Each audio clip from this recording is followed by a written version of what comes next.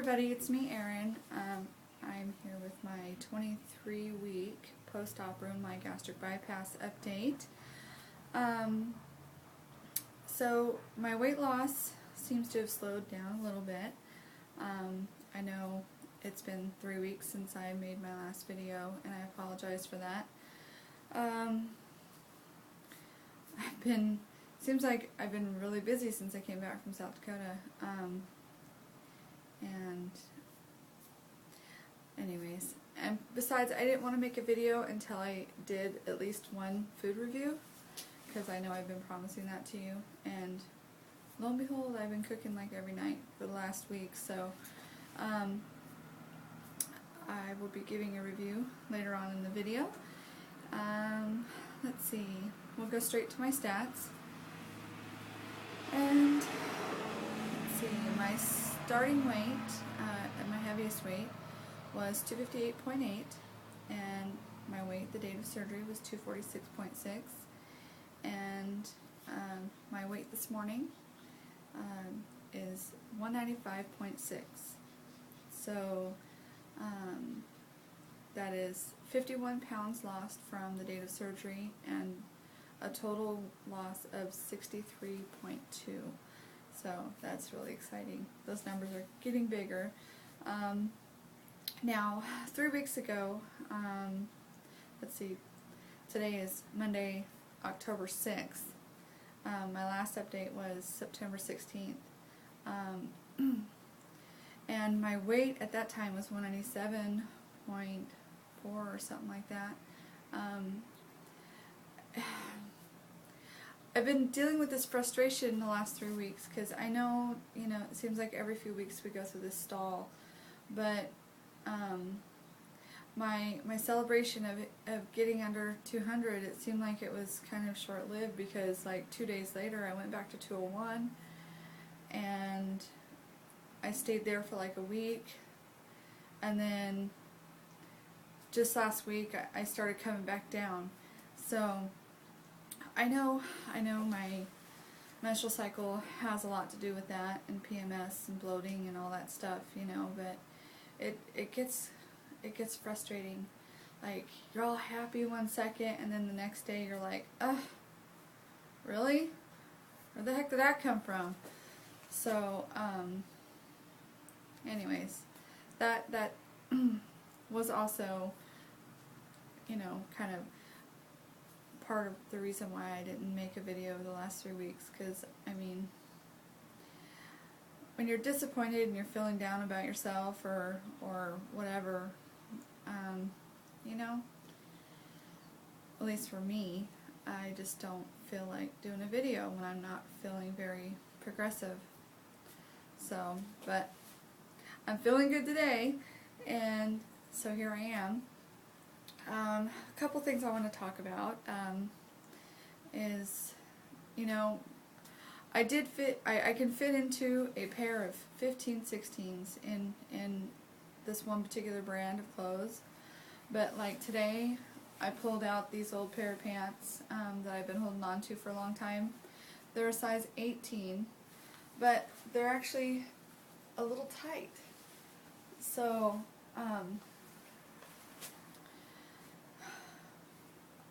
when you're out there shopping for clothes and that, make sure you try them on, because they're going to fit way different according to the sizes. Like, when I sit down, I actually have to unbutton these pants so I can breathe, and so that I don't hurt my hiatal hernia area where it got fixed. I'm really conscious of that when I'm wearing clothes now, because as a teenager I wore tight jeans all the time. I fit comfortably in a 5'6", but I would squeeze into a size 3 or 4, and later on you find out that's not so good. You actually do some damage to yourself internally. So I don't know if that's what caused my hiatal hernia, but I'm sure it contributed to the extent of the damage. So let's see. The next thing I want to talk about, yesterday I was having some serious issues, and know, like I said, I've been cooking just about every night for the last week, trying to get back into that routine. Now I've been doing good, even though I was eating out quite a bit, you know, eating salads and just meat, or, you know, healthy things. And it's not all fast food. It's like sit-down restaurant or the taqueria, you know, where everything's made fresh. So, let's see. I had a hard time with gas yesterday, and it really scared me because I didn't know it was gas at first. You know, I totally forgot about to be cautious of eating onions and garlic, and I've been eating a lot of onions and garlic. And I made chicken and dumplings the other night, and so yesterday for lunch I had some leftovers, so that garlic just, you know, it stewed in the fridge for a couple days in that soup and tasted great. About an hour after I ate it, I started getting a pain down here, and it wasn't the normal pain like I know I've talked about it in a previous video, where like if I could tell when I haven't chewed my food up well enough, it has a hard time passing through my new tummy. It feels like a thumb right there in my sternum. Well, this was lower, and like right between there and my navel, and it was just getting worse and worse as the day went on, and I was really concerned. I was having a hard time getting my fluids in, and then of course I was worried that it was some food stuck in my pouch. But last night I figured that it wasn't the same feeling, because when I had food stuck in my pouch, it was up higher. So I don't know.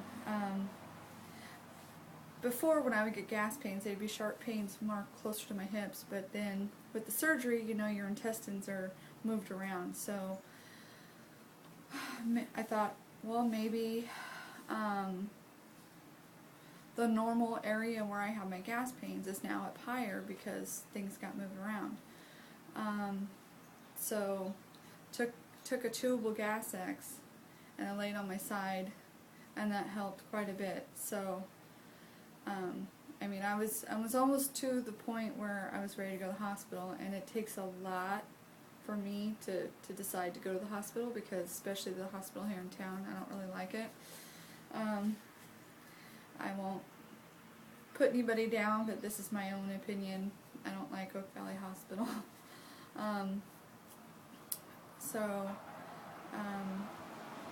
There's that. I guess my advice in that situation is don't panic. If you're having sharp pains in your gut, you know, of course, pay close attention to it, don't ignore it. But just try to think, make sure that, you know, of where the pain is, if it's associated with your pouch, or if it's just your tummy hurting, because, oh my goodness, I was in pain last night, like about 7 out of 10 on the pain scale. So, but I'm better today, much better today. And then, let's see, another topic, which is another major topic for us in the weight loss surgery community, hair loss. I have had significant hair loss, not in like patches where you see any bald spots, but my hair is definitely a lot thinner, and I'm not shedding as much now. Excuse me. I think I've gotten to the point where I'm not losing hair anymore, but the hair loss was significant. I mean, my hair wasn't thick, but it was definitely a lot thicker than this. I mean, probably 3 times thicker than that. I mean, my ponytail is real tiny now. So, anyways, so if you're losing hair, don't panic. it might be just a temporary thing while your body's trying to adjust to your new tummy and your ability to absorb nutrients and that. So make sure you get all your protein in and all your vitamins in. I did not take extra supplements for hair loss. I forget what it's called, but that one that's specific for hair and nails. I did not take it. My nails have actually been growing like so fast. I got my nails done before the wedding. You know, one of my viewers commented on my nails, and a week later they were ready to be filled again. So, which I didn't do, and I ended up actually having to take them off after 2 weeks because they were getting so long. I trimmed them, and you know, my hair was getting caught in the back of them and all that tedious female stuff. So I had to take them off, but like they're already almost grown out from where I had my nails done. It's like to there, and you know, I don't know if that's close enough, but see, that's just a month's growth. I don't know if that's typical, but I don't know, it seems to be really fast to me. So it's like 2/3 grown out already. So anyways, now I've got all these, I got little baby hairs that stick up. Like when this morning I curled my hair, or straightened it with a curling iron. I got these little baby hairs that stick up everywhere, and right here. So my hair is growing back. I can feel it thicker around my scalp, but nothing here yet. So there's that topic. And then last but not least, my food critique. So my family wanted spaghetti for dinner last night, so I made my usual spaghetti sauce. Did not add garlic.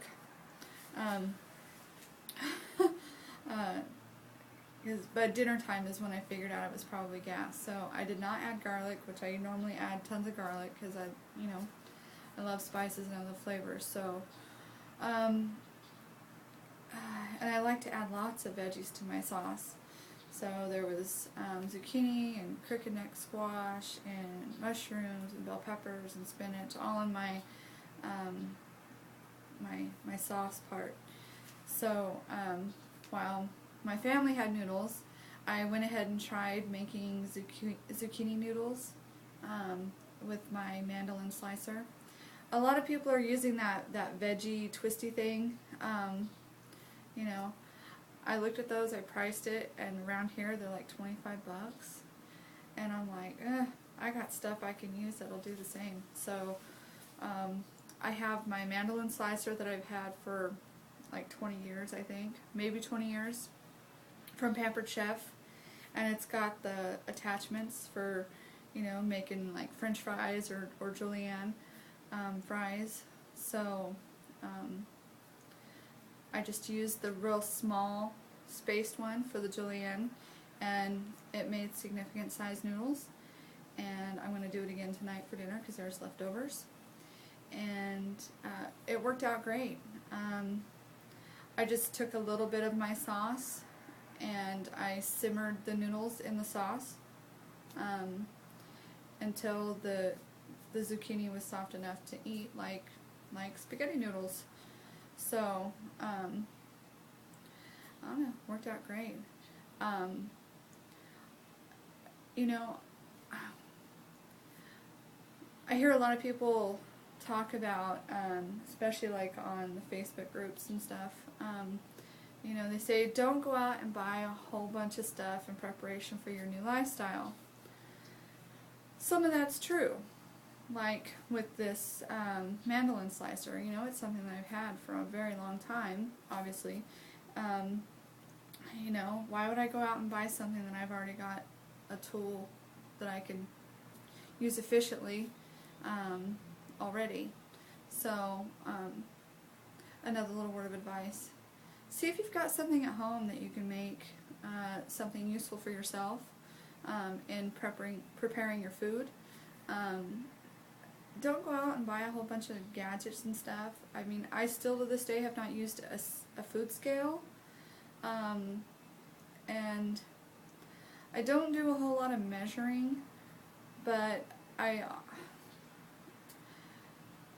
the laziness that I have, the lazy person that I am, if it takes too much work for something, I have a tendency to procrastinate in doing it. So, you know, I was doing measuring, and I attempted to use a scale once, but our scale wasn't very good. It was something that my husband recycled, and so I made him throw it away, or recycle it, sorry. But being that it didn't work for me, I didn't get another one. I don't use a food scale. I'm not saying that that's something you should do, but for me, it just works out easy if I just, you know, put everything in small portions, and I always make sure that my protein is the most abundant and first to be eaten, unless of course it's a salad, but I always make sure that there's meat or protein in the salad with a bite of the veggies. So and with salads, oh my goodness, you know, I love everything on them. So I mean, I use kidney beans and the 3-bean salad and cottage cheese, egg, and regular cheese in my salads. Maybe it's high calorie or whatnot, but of course, you know, I'm only eating a little bit. So that plus meat, a little bit of the veggies, I'm good. So, but I definitely recommend you try something new with your food to make it interesting and, you know, low cal and low carb. So I think I'm going to close for now, especially since the phone's ringing. Have a good one.